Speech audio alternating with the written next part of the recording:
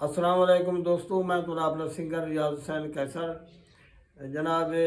भरपूर फरमाइश सरदार अब्दुल मजीद कौकी साहब दी सारे डेरे गाजी खान की बहुत वधिया सी उन्होंने फरमाइश बनती समाज फरमाइश हो।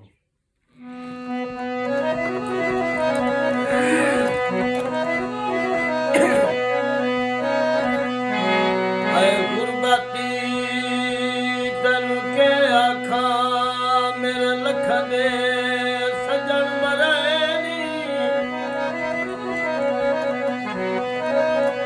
तो जो है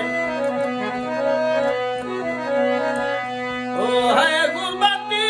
तनु के आखा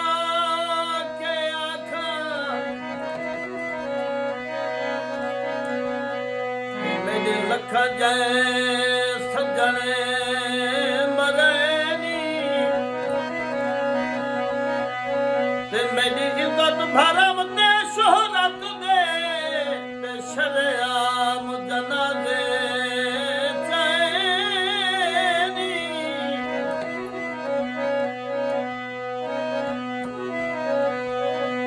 ते कदी हर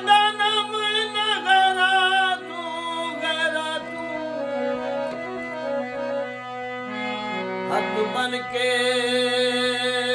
शेरे मरैनी ते इहो आदत खा